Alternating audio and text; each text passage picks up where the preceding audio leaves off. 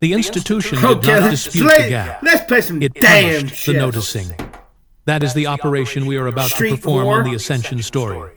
Not argument, not rejection, reading. Matthew wrote 28 chapters. He covers the crucifixion, Suck my the burial, the empty Street tomb whore. discovered before dawn, Street whore. the appearance to the women, and then the appearance to the 11 on a mountain in Galilee. Street whore. Jesus gives them the Great Commission. Go, make disciples, baptize, teach. And then the final line of the entire gospel, Street whore. chapter 28, verse 20. And surely I am with you always, to the very end of the age. That is where Matthew ends. Come on, you No motherfucker. cloud, no physical departure, no feet leaving the ground, no farewell into the sky. The book is simply over. Matthew, Suck my who by the motherfucker. tradition's own account was one of those 11 men standing on that hillside, closes his gospel without a single sentence describing what allegedly happened right in front Suck of my him. motherfucking. This is not a truncated manuscript. This is not a lost chapter. 28 chapters. A complete Suck my work. motherfucking And the goddamn ascension dick. is not in it. Mark's gospel ends even more starkly. The original ending. And this is not a fringe scholarly position. This is consensus across every serious institution of biblical studies. Is verse 8 of chapter 16. Women arrive at the tomb and find it empty. A figure inside tells them Jesus has risen. And then the original Greek closes like a door slamming shut. They fled and said nothing to anyone because they were afraid. Street whore. Terrified women. On. An empty tomb. Silence. That is where the earliest gospel. Street whore.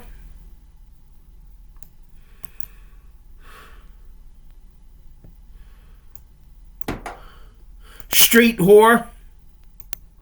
ends. The verses that follow in some printed Bibles, verses 9 through 20, including a passing reference to Jesus being taken up into heaven, were not written by Mark. The two oldest complete manuscripts of the New Testament in existence, Codex Sinaiticus and Codex Vaticanus, both end at verse 8. Eusebius, writing in the 4th century, and considered one of the most important historians of early Christianity, noted the longer ending was absent from nearly every Greek manuscript available to him. Jerome, who produced the Latin translation the Western Church relied on for over 1,000 years, confirmed the same thing. Your own modern Bible confirms it in the footnotes. The NIV, the ESV, the NRSV, they all bracket those additional verses with an editorial note explaining they are not found in the earliest manuscripts. The Bible you were handed tells you this. You were just never directed to look at the fine print. John wrote 21 chapters and is arguably the most invested of all 4 gospel writers in demonstrating that the resurrection was real. He gives you 4 separate post-resurrection appearances. He gives you Mary Magdalene in the garden, the emotional center of the entire narrative. He gives you 2 separate locked room appearances, the disciples behind sealed doors, and then the specific confrontation with Thomas, who demands physical proof and receives it. He gives you the beach scene, the charcoal fire, the fish, the breakfast, the long and searching conversation with Peter about love, obligation, and what it costs to follow. John commits more narrative space to the risen Jesus than any other gospel writer. He is not squeamish about the resurrection. He is not vague about it. And yet, the departure, the clouds, the physical leave-taking, the 11 watching faces, John doesn't include it. The gospel that is most committed to proving Jesus rose from the dead apparently felt no need to record him leaving. He simply stops appearing. The book closes. 2 of the 4 gospel writers were According to the tradition itself, Suck my men who motherfucking stood among dick. those 11 witnesses on that hillside, Matthew was allegedly one of them. My John was allegedly another. dick. Neither one wrote a sentence about watching their teacher rise through the sky. In any court of Suck law, my motherfucking that is not a minor inconsistency. That is a structural collapse in the Oh, let me see evidentiary record. something. You were handed a story built on 11 eyewitnesses. 2 of those witnesses left written records. Yeah, I did right. The event they supposedly witnessed together is absent from both. Move your fucking. The investigation is just beginning. Strip it all away. Every painting, every stained glass window with the ascending figure bathed in gold, every Easter pageant where a child in white robes is lifted on a platform while the congregation stalling. every illustrated children's Bible where the clouds are soft and the disciples' faces are tilted upward in expressions of peaceful wonder. Strip every layer of visual tradition that 2,000 years of institutional Christianity has built around this moment. And what you are left with is one sentence in one book. Luke chapter 24, verse 51. While he was blessing them, he left them and was taken up into heaven. That is the entire evidentiary foundation. One sentence. One anonymous author. One thread in one gospel. And from that single thread, an entire visual civilization was woven. The iconography, the liturgical calendar, the Ascension Thursday services, Bitch, you suck my the dick. theological architecture of where Jesus went, and what that departure means for every human being who has ever stood at a graveside and needed the story to resolve somewhere. One sentence did all of that work, which means that when that one sentence starts showing cracks, the weight it has been carrying has nowhere to go. Here is the crack that nobody reads aloud on Ascension Thursday. Luke wrote 2 books. He wrote the 3rd Gospel, and he wrote the Acts of the Apostles. Scholars across every serious institution of biblical studies treat these as a 2-volume work from the same hand, the same author. Bitch, same you theological stupid project. goddamn motherfucker. Luke had one opportunity to tell the Ascension story consistently across his own 2-volume You account. stupid motherfucker. He did not. Walk through Luke chapter 24 carefully, because the sequence is precise and the precision is the problem. Easter Sunday morning, women arrive at the tomb before dawn and find it empty. Peter runs to check. Jesus appears to 2 disciples on the road to Emmaus. They walk together for what reads like several hours, long enough to cover significant ground and have an extended conversation. He breaks bread with them at a table. They recognize him. He vanishes. Those 2 disciples get up immediately and return to Jerusalem. It is unmistakable. Kiss that whore goodbye. Still the same day. They find the 11 already gathered. Jesus appears among them and he shows them his hands and feet. He asks for food.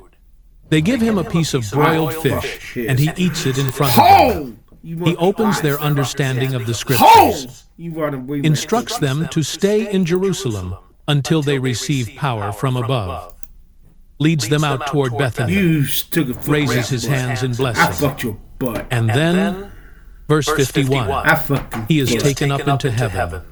That entire sequence, from empty tomb to physical departure, runs on Easter Sunday.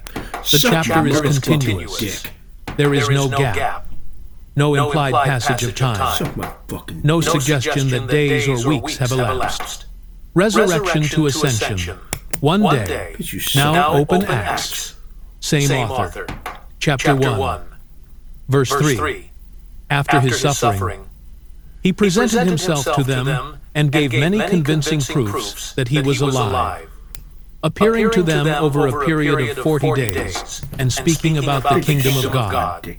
40 days, not one day, 40 days of appearances, 40 days of teaching, 40 days of conversations about the kingdom, and then, at the end of those 40 days, Verse 9. Bitch, you suck, man. He was taken up before their very eyes, and a cloud hid him from their sight. Cloud. Angels in white, appearing from nowhere. A formal announcement about his return. Two accounts. Same author. One says Easter Sunday evening near Bethany. No cloud mentioned. No angels. No formal announcement. The departure woven into a continuous single-day sequence. The other says 40 days later. With clouds. With watching disciples. With two angelic figures who materialize specifically to address the... I'll watch that later. Let me see. Let me go to hell. Let me go to hell.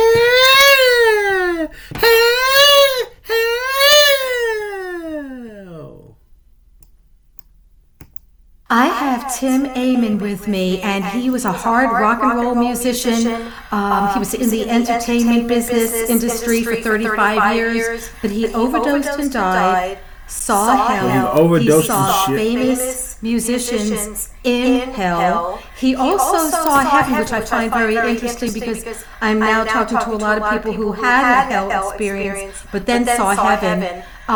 He heard angelic music. I mean, there is so much to his story. Okay, Tim, take me back to the beginning. Well, I was born in Pittsburgh, Pennsylvania, middle-class family, inner city. So I kind of grew up fast on the streets, was in the music business very early, knew a lot of top musicians at that time. Well, just for an example, David Bowie came to my 16th birthday party. And so I was hanging out with that kind of crowd, and of course all the drugs and that, which was about $500 a day for 30 years. And it was a lifestyle that had nothing to do with God. I didn't believe in Jesus, didn't believe in heaven, didn't believe in hell. I had, it was all a big facade, which the rock and roll business is. I mean, you see these 3-minute clips, but these people are like really hurting. It's just that big facade of this glory or whatever you want to call it. I mean, but did you think like the rock and roll musicians, and you had met so many, did you think that, wow, I want to have a life like them? Yeah, that was my aspiration then, of course. So, I started playing around town, and then by the time I was like 17, and then I got offers on the road, and went on the road, and was on the road all the time, and in the meantime, I was living with some girl, and we had 2 children, which wasn't a good situation. Now buck up a because of all the violence and drugs and all that. And if you're involved in all that, and you have all that physical violence, I just want to say, you got to get out of it, because there's no cure for that except Jesus. He's the only one that can cure that problem. So, but anyway, just living that whole crazy lifestyle, and collecting new cars every year, and houses and boats and limos and everything else, And it was all about all that kind of stuff. And then, and then one day, that's September 1st, 2000, that's the day where I went upstairs to shoot another speedball, they call it, heroin and coke, and I just blacked, everything went black, and it wasn't just darkness, it was an atmosphere, which was I knew something was going on, and then I just fell through the bed. It felt like I fell backwards into the bed. I heard the thump, but I didn't feel anything. And then I just felt like I was going downward and downward and downward. Then all of a sudden I was in this place, in a sheer horror, and I could hear screams just saw some demons there. Now, this is all stuff I never really believed in. I didn't believe in heaven, hell, any kind of angelic or demonic entities or anything like that. And so I was there, and then so I realized, hey, I'm in hell. Everybody told me about this place, but I never believed any of them. And then I could see these demons coming for me. They had these chains, and the chains just like dragging on the ground. And you could hear them coming closer and closer. And that sound stuck in my ears for like 10 years. I couldn't get that out of my ears. And then, and then I saw them, and they were like horrible, grotesque creatures. They looked like the ones I saw at this time. They looked like melted wax, their faces and stuff. Just black and brown, and it looks like their faces have been melted. But I think, on that subject there, I didn't really know anything about God or anything at that point. But it says that he went into hell for those days. And I think when he showed his glory on the third day, that he just melted all those demons. I mean, their faces and all that. I mean, as he, arose, ascended, But, it's a place where you don't want to be. None of your friends or your enemies or anybody. It's a terrible place. Now, did they get the chains on you? No, they didn't.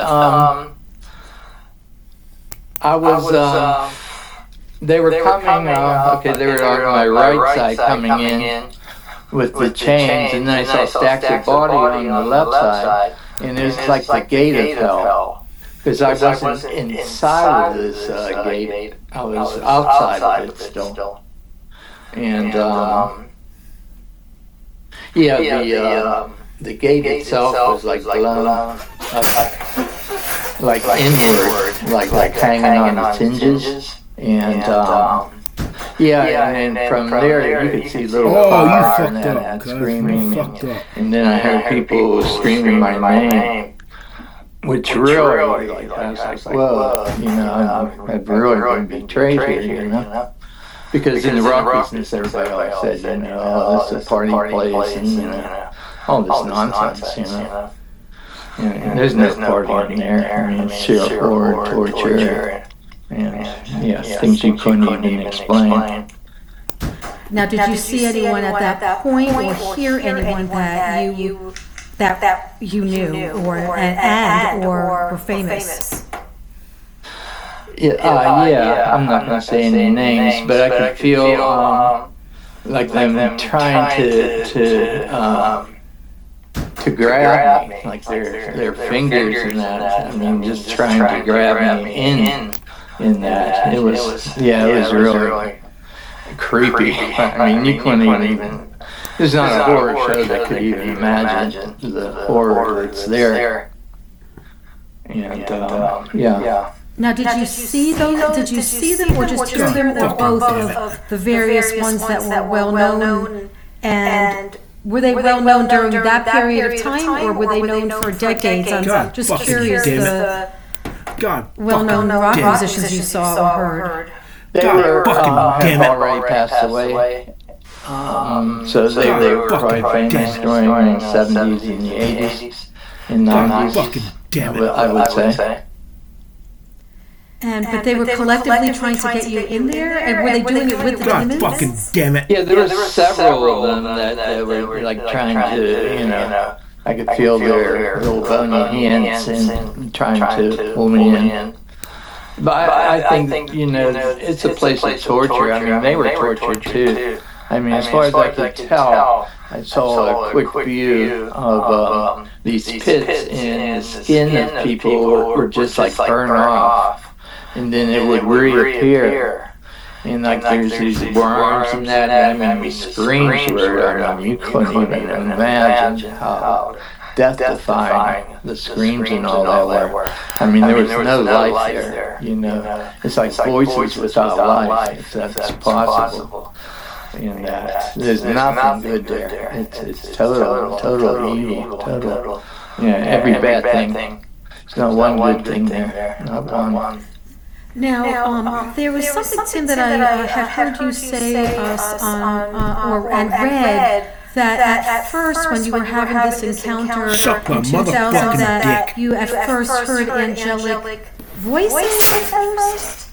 Yeah, that day as I was around the house and that, had an old Victorian house, and then, you know, it was, I had it all fixed up, and then, you know, of course, the drug addiction, and by that time, I mean, it was... Get that goddamn fuck out of you, son of a bitch. I mean, all the polished floors and all that were just all stained, and, you know, everything was decaying, just like my soul. Dick. But, yeah, that whole day, I've been in music studios all over the world, and I've heard every kind of sound, or most of the sounds. But, yeah, there's a sound there I could not capture. I mean, the whole day is an angelic sound. And I didn't know where it's coming from, but I could hear it clear as crystal, you know. I couldn't even describe those instruments or... Yeah, it was just something beyond this world. You know, that's why the worship in that of this world isn't anything like what's up there. And that's, yeah, it's some beautiful stuff. Beautiful. So I'm just really wondering, because I know your mom prayed for your salvation, and I'm wondering, was there was this spiritual fight, because first you hear heaven, really, angels, but then all of a sudden, how did that stop when all of a sudden you were having this hell encounter? Well, everything stopped when I fell on that bed after I injected the heroin and the coke. So then what happened when they were trying to get you into through that gate? Well, the next thing that happened, besides the things I just said that was around, the stacks of bodies and all of that, a bright light appeared, and it was coming from above. And inside the light, you could see an outline of a man in that, and you just know. I mean, just like I knew it was hell, I knew that was Jesus. I mean, there's no introduction needed in this realm in that. So I just like went right into him. You know, he saved me. You know, he just like pulled me right into him. I can't say if he pulled me or, I mean, like the next thing I knew, I was in him. You know, I could see what he was seeing, I could hear what he was hearing, I could taste, you know, all the senses were like times 1,000 in this realm, good and bad, and hell 1,000 times bad, and heaven 1,000 times good, you know. And 20 days after, he non-stop visited. Bitch, you suck my fucking dick. After that, and then after that, I mean, for years, I mean, he would just show up. It was just crazy. What kind of things did he tell you, Tim, though? Like when he first did he tell you anything about your life or what your life was going to be like? And did you also see his face? Yeah, his face is so bright that to actually like describe it would kind of be impossible to get the exactness of the brightness. Because also I've seen him with like lightning bolts around him of every color, blue, gold, and that. Just, I mean, I think that's the closest I came to full glory of seeing him. So this experience, from what I could tell, lasted 7 or 8 hours. And he just told me good things.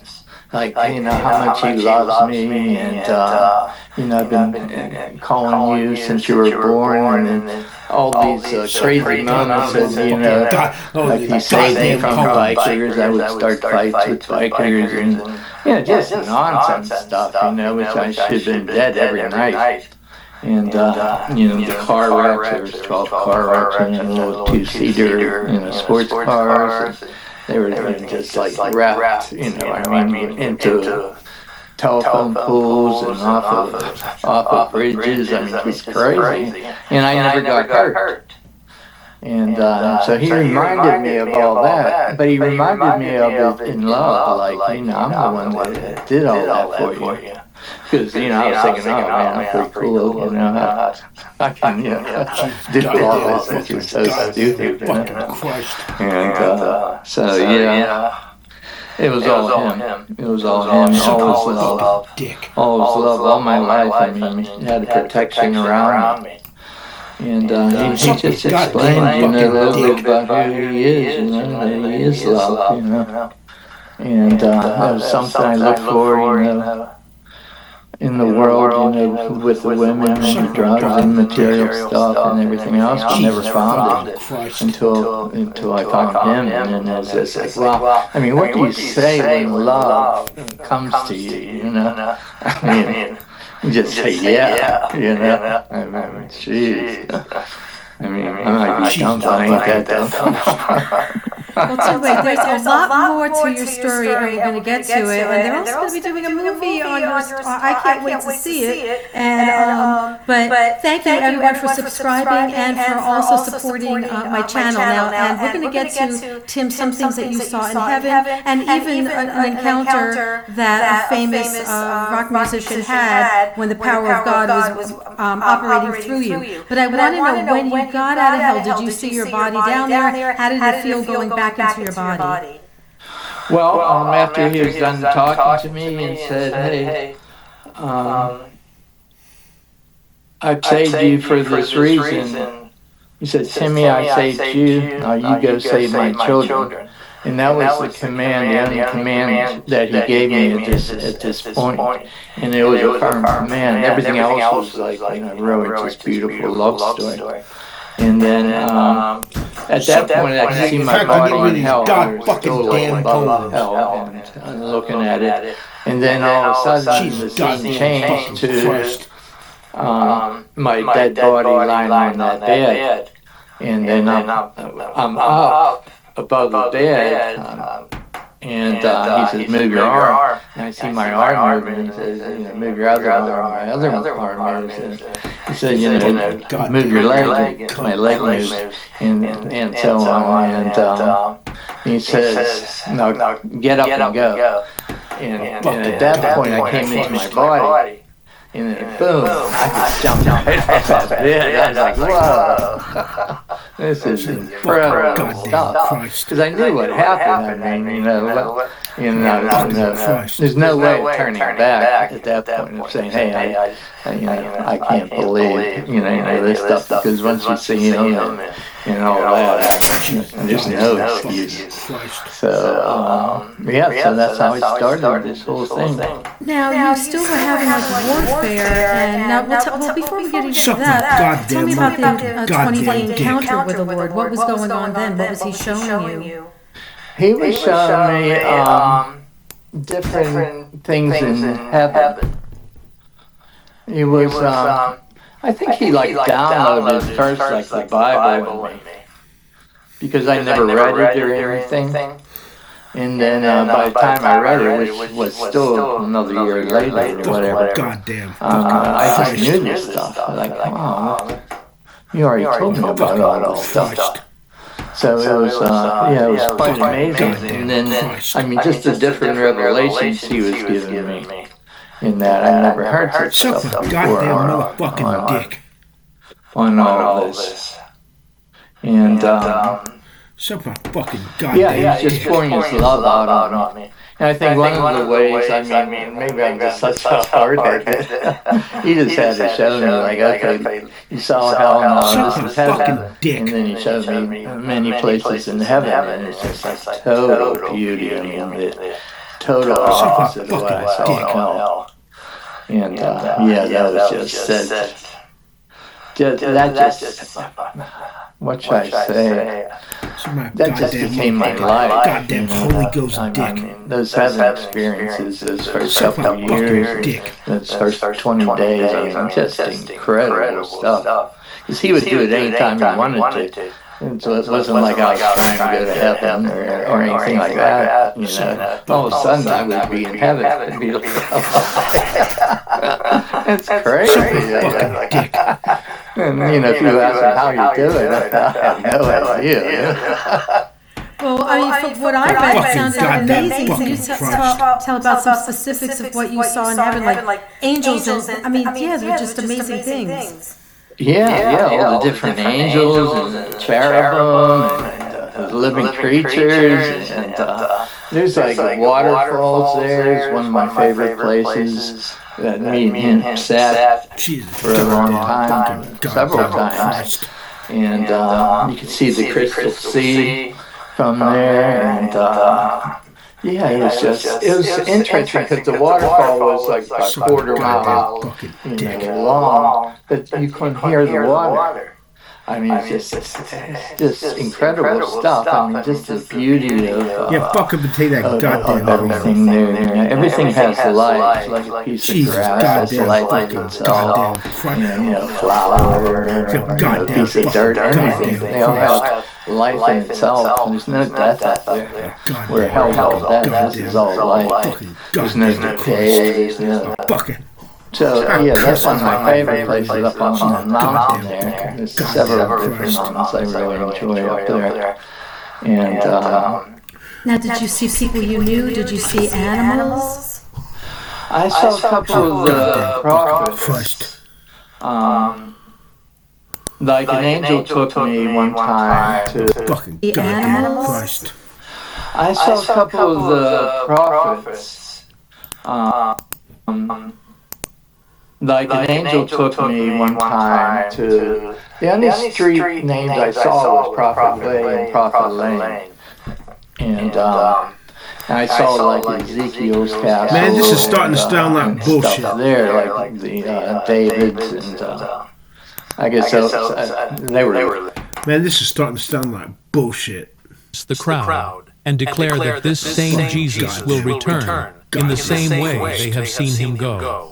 Different day, Holy Ghost, different staging, Holy cunt ghost, different final words, different visual grammar entirely.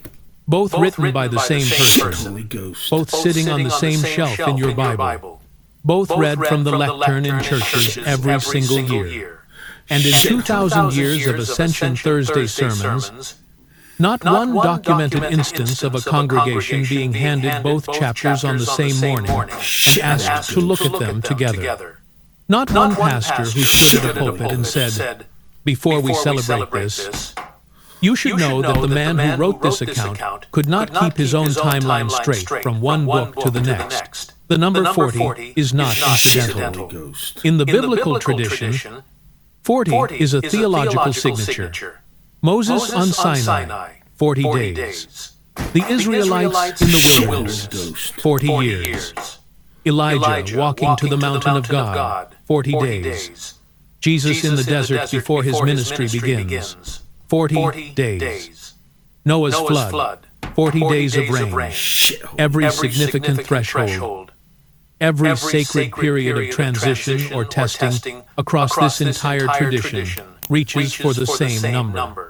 40 is what the text uses when it wants to signal that something of divine weight is being measured. It is a frame, a marker, a way of saying what happened here belongs to the category of sacred threshold events. It is almost certainly not a calendar record. It is theology wearing the clothes of chronology. And that matters enormously. Because the man who built the only detailed account of the Ascension in all of Scripture may not have been reporting a sequence of historical events at all. He may have been constructing a theological transition, using the number his tradition always used for transitions, staging a departure scene that his audience would recognize as belonging to the category of sacred endings. That is not a fringe interpretation. It is a reading the text itself invites, when you follow the words carefully enough, one author, two irreconcilable timelines. One sentence carrying the weight of 2,000 years of golden cloud iconography, and a number that may tell you everything about what kind of writing you are actually reading. Stop thinking of Paul as a religious figure for a moment. Think of him as a first-century legal mind constructing the most important evidentiary argument of his life. He is not writing devotionally. He is not composing poetry or pastoral comfort. In 1 Corinthians chapter 15, Paul is building a case, methodically, deliberately, with the precision of someone who knows that the entire framework he has spent his adult life constructing stands or falls on what he is about to say. He names witnesses by category. He quantifies them. He notes, with the calculated confidence of a man who knows how evidence works, that most of the more than 500 people who encountered the risen Christ are still alive at the time of writing, as if to say, go check. Go find them. The testimony is still available for cross-examination. This is not the writing of someone being careless with details. This is the writing of someone who understands, at a structural level, that the strength of a claim is only as durable as the witnesses who can be called to support it, which makes what is missing from that argument not an oversight. It makes it a problem that does not go away no matter how long you look at it. Paul is writing in the early 50s of the Common Era. That places him at minimum 2 decades before the Gospel of Mark, the earliest of the 4 Gospels, and somewhere between 30 and 40 years before Luke and Acts. If you want to know what the very first generation of Christians actually believed, not what was later written about them, not what the tradition eventually settled on, but what the people closest to the events understood to have happened, Paul is the nearest source available. He claims in his own words to have encountered the risen Christ directly. He traveled to Jerusalem and spent time with Peter and James. He was not operating at a remove from the events or the people connected to them. He was inside the network. And in 1 Corinthians 15, when he assembles his most comprehensive and carefully constructed account of the resurrection appearances, the list runs as follows. Jesus appeared to Peter, to the 12, to more than 500 people simultaneously, to James, to all the apostles, and finally to Paul himself. That is the complete sequence as Paul presents it. The ascension is not the final entry. It is not referenced as the event that terminated the sequence of appearances. It is not alluded to, not gestured at, not present in any form. 11 people standing on a hillside watching their teacher rise through the sky in broad daylight. A cloud gathering around him. 2 angels materializing overhead to make a formal declaration about his return. That event is completely absent from the most comprehensive resurrection argument in the entire New Testament, written by the man who was personally acquainted with the people who were allegedly standing there. Now consider what Paul actually says about the nature of the resurrection body, because it does not match what Luke describes, and the distance between the 2 accounts is not minor. 1 Corinthians 15, verse 44. It is sown a natural body. It is raised a spiritual body. Not the same body reshaped. Not the physical form renovated. Something categorically different. A spiritual body. A transformation into something that operates beyond the category of flesh. And then verse 50, which is perhaps the most quietly devastating sentence in this entire investigation. Flesh and blood cannot inherit the kingdom of God, nor does the perishable inherit the imperishable. Paul is not being subtle here. He is being as direct as language permits. What rises is not what was buried. What enters the divine realm is not flesh. It is not something you could reach out and touch if you were standing close enough. It is not something that eats broiled fish in a locked room to demonstrate its physical reality. The resurrection Paul describes produces something past flesh, past spatial location, past the kind of body that requires a direction and a destination to depart toward. And then Philippians 2, verse 9. Therefore, God exalted him to the highest place and gave him the name that is above every name. Exalted, a positional word, a relational word, a word describing status, not trajectory. There are no coordinates in that sentence. No direction. No cloud gathering at a specific altitude.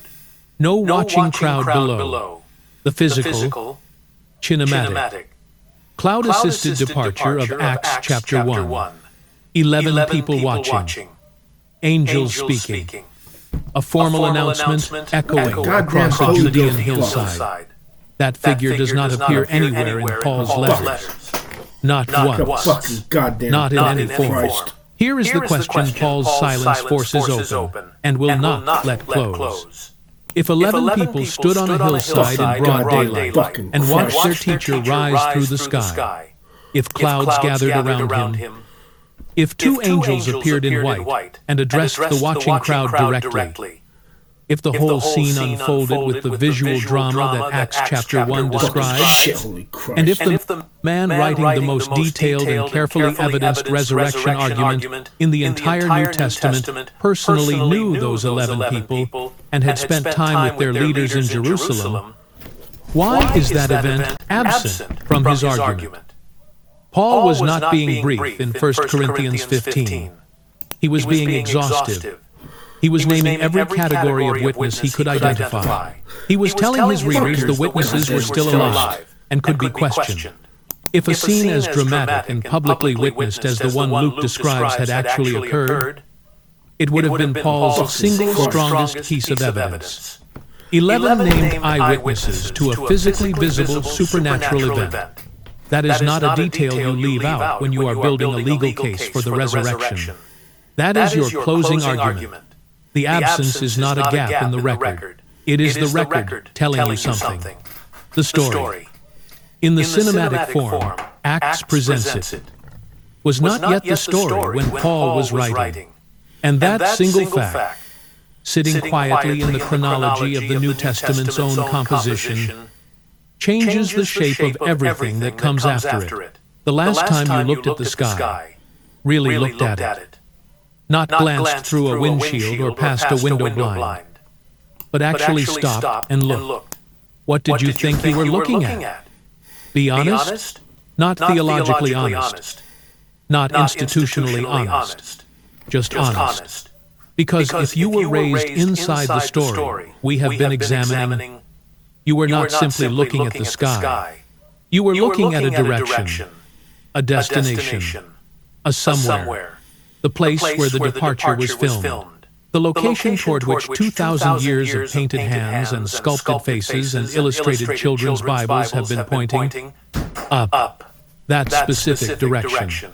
And the unsettling thing, the thing the institution absorbed and processed, and then quietly declined to pass on to the people sitting in the rows below the lectern, is that up only functions as a destination inside a very particular model of what the universe actually is.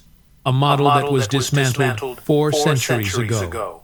A model the church itself eventually accepted was wrong, and then kept teaching the ascension story as though the ground beneath it had never moved. Here is what you were never given alongside the story. The people who wrote the New Testament did not live inside the universe you inhabit. Not metaphorically, literally.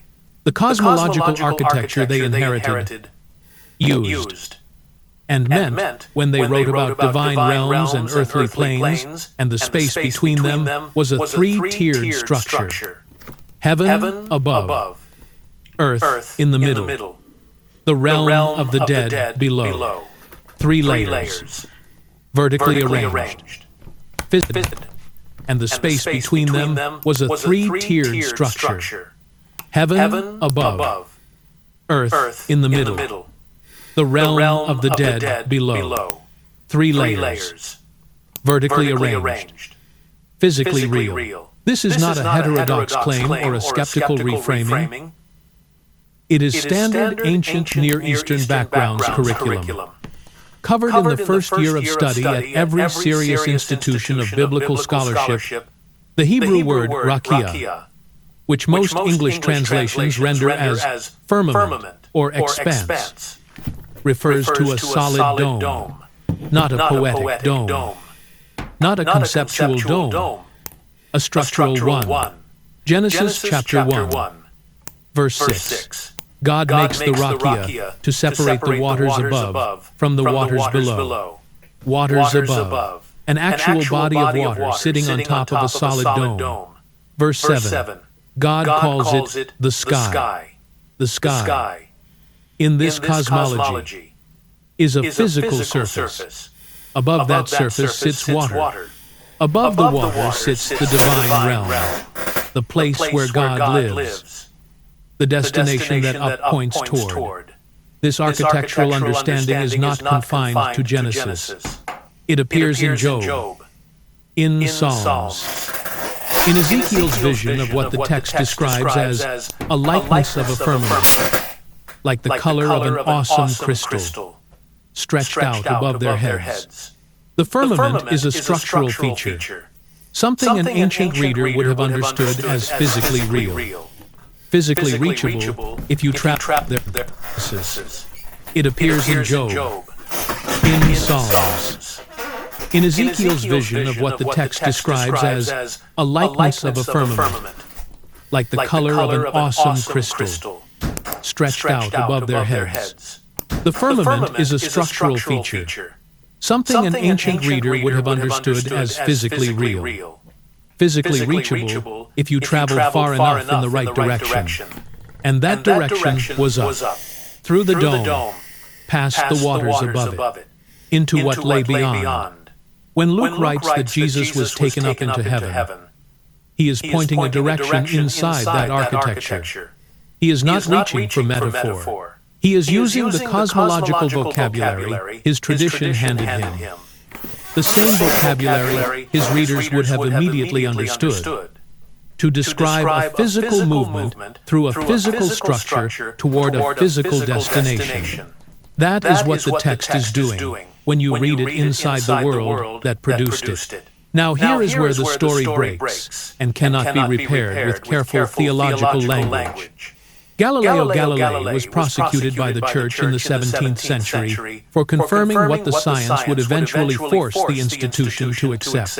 The sky is not a solid surface. The Earth is not the fixed center of a three-tiered cosmos.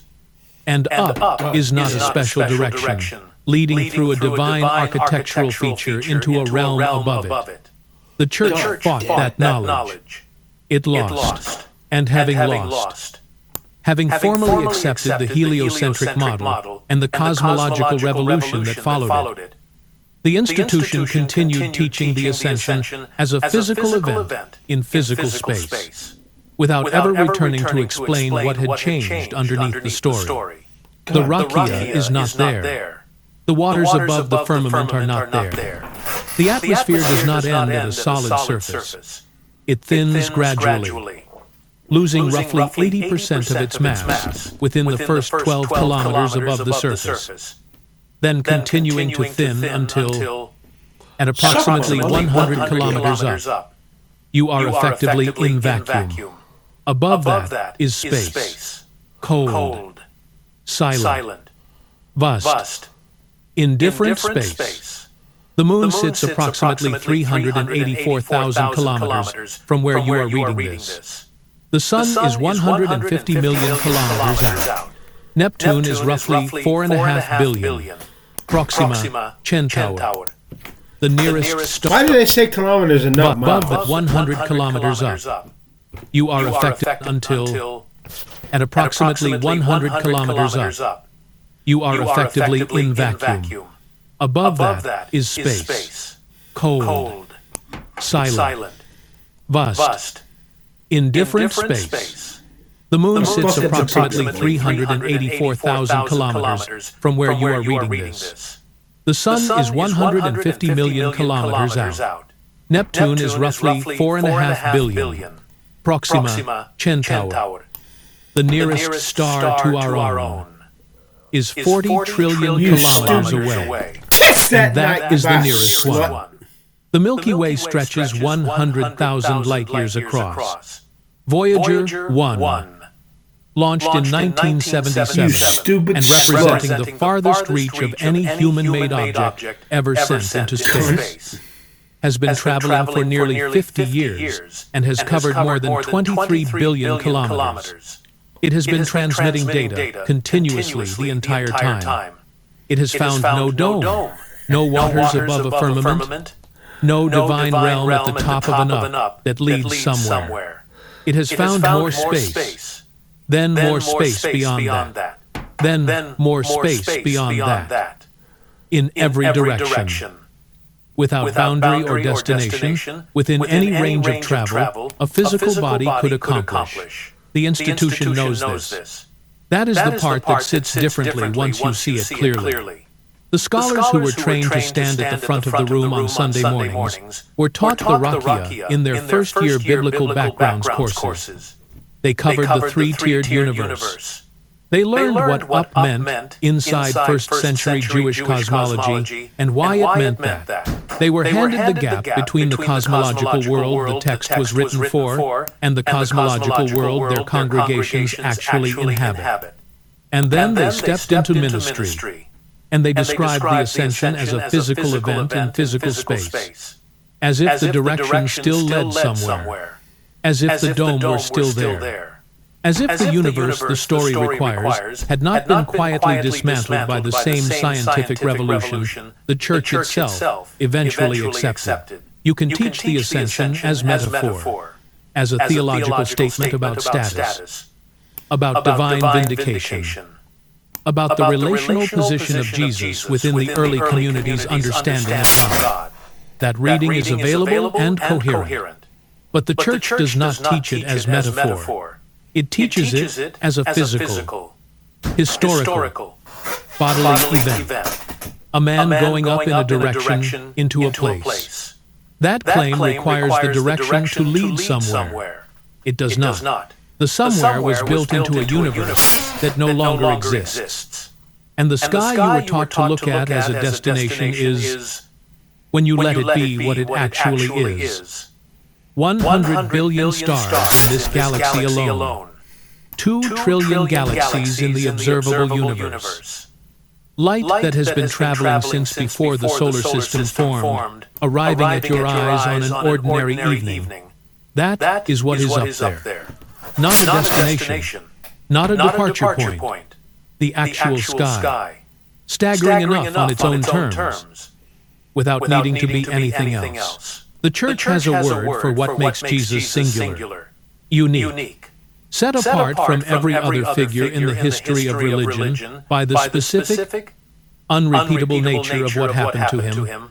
The ascension, in particular, is presented as categorically unprecedented, a departure from this earth, so distinctive, so unlike anything the ancient world had ever seen or described, that it functions as one of the primary markers of his divine identity. That is the claim. Here is the problem. The ancient world had seen it before, not something vaguely similar, not a loose thematic echo that requires significant interpretive stretching to connect.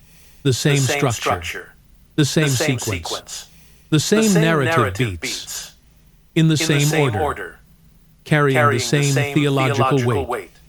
Circulating in the same cultural environment, the first Christians were actually moving through.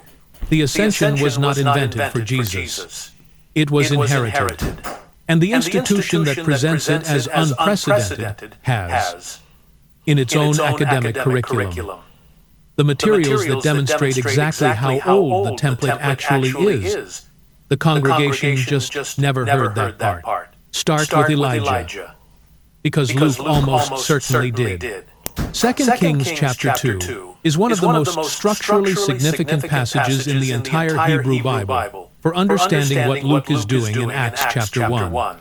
Elijah and his disciple Elisha are walking together when a chariot of fire appears, drawn by horses of fire, and separates the two men from each other.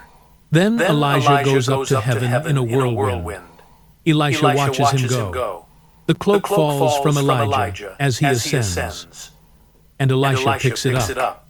The physical transfer of the teacher's authority to the student who witnessed the departure. He strikes the Jordan River with the cloak. The water divides. The prophet standing nearby recognizes immediately what has happened. The spirit of Elijah now rests on Elisha. The student who watched the teacher ascend has received the teacher's power. Now place that sequence directly alongside Acts chapter 1. The disciples watch Jesus ascend. A cloud receives him. Two angels appear and address the watching crowd. Shortly after, at Pentecost, the Holy Spirit descends on the gathered disciples, and they receive power from above. The capacity to speak, to heal, to carry the movement forward. Student watches teacher go up. Student receives teacher's spiritual power. The structural overlay is not approximate. It is precise. Luke, a writer working fluently inside the Jewish scriptural tradition, had the Elijah narrative. His readers had the Elijah narrative. Everyone in his audience had grown up with that sequence and understood instinctively what it meant when a teacher departed upward and left power behind for those who watched him go. Luke was not plagiarizing. He was writing inside a tradition, using its established grammar, telling a story his audience already knew how to read. Go further back. Enoch. Genesis chapter 5, verse 24. One of the strangest and most consequential sentences in the entire Hebrew Bible. Enoch walked faithfully with God, and then he was no more, because God took him. Every other patriarch in that genealogical list receives the same formula, and he died. Enoch does not die. He simply is no more. God took him. The Greek Septuagint, the version of the Hebrew Scriptures most widely used across the early Christian world, renders this as God translated him, moved him from one state or place to another. The interpretive traditions built around that single sentence are enormous.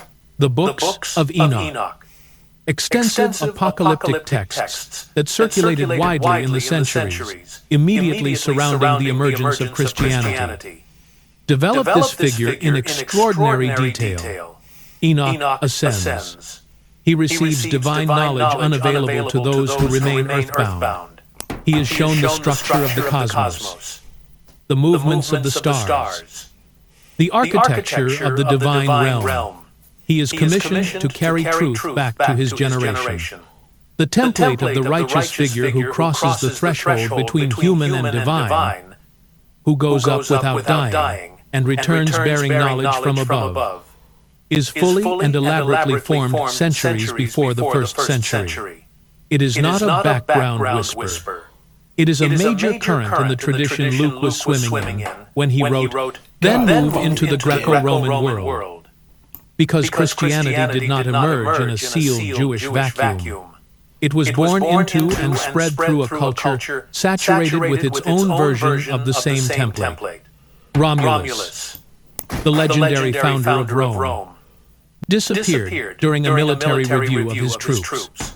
The accounts are in multiple Roman historians: Livy, Plutarch, Dionysius of Halicarnassus, writing before and during the period when the New Testament was being composed. Some accounts describe a whirlwind taking him. Others describe a cloud descending and receiving him. He vanished from the middle of a crowd. His senators debated what had happened. Shortly after his disappearance, he appeared to a man named Julius Proculus, radiant, enlarged beyond his earthly form, and declared that he had been taken up to the gods, and that the city he founded would endure and grow to dominate the world. His followers concluded he had been deified, and subsequently worshipped him as the god Quirinus. The scholar Charles Talbot catalogued these structural parallels in sustained academic work. not as an argument that Christianity is false, but to demonstrate what any educated first-century reader would have immediately and instinctively recognized: a beloved founding figure, a departure witnessed by a group, a post-departure appearance to a specific individual who then testifies to the broader community, worship of the figure as divine afterward. That is a known narrative form, a shape a story could take, a sequence with recognizable beats that carried specific cultural meaning for the audiences receiving it. Heracles ascended to Olympus at the completion of his earthly labors and was received among the gods. Aristeas of Proconnesus, whose story Herodotus records, disappeared, was seen in multiple locations after his apparent death, and eventually ascended. The type of the ascending hero was in simultaneous circulation across both the Jewish tradition and the Greco-Roman world, not as vague cultural mood, as specific narrative sequence. And then there is the promise the angels attach to the departure in Acts chapter 1. Verse 11, this same Jesus, who has been taken from you into heaven, will come back in the same way you have seen him go. The people standing on that hillside were promised a return within their own generation's horizon of expectation. Every single one of them died, still waiting. Paul himself, in 1 Thessalonians chapter 4, writes in a way that makes clear he expected to be alive when it happened. The second generation began asking the question that 2 Peter chapter 3, verse 4 records with uncomfortable precision. Where is this coming, he promised. 2,000 years of theological re-engineering followed, redefining what soon means, redefining what generation means, redefining what the same way might actually refer to across 20 centuries of non-arrival. The promise came attached to the ascension. The ascension was built on a template older than the story, and the return the angels announced has been perpetually arriving, in some newly redefined form, ever since. Spinoza died in 1677 under a formal curse. The Amsterdam Synagogue issued in 1656 and never revoked. It technically still stands. His methods, the careful, filter-free reading of the text as it actually exists, are now standard curriculum at the rabbinical schools descended from the community that banned him. The questions outlasted every single person who was empowered to punish the asking of them. What you just walked through is the distance between what the text says and what you were handed in its place. One author, two irreconcilable timelines, three gospels without the scene. The earliest writer, total silence. The cosmology the story requires, gone for 4 centuries. The template it follows, older than the story itself. The picture was easier to carry than the text. Now you have both. So a bitch. Wish pit. Wish pit. Wish bit. All right, let's talk about soul Bitches today. suck I'm Brett my Hartley. I'm an motherfucking atheist spiritual dick. director here at No Nonsense Spirituality, and I can tell you the exact moment that I lost faith in a soul. Suck my So I was in the motherfucking grocery store, I was listening to a podcast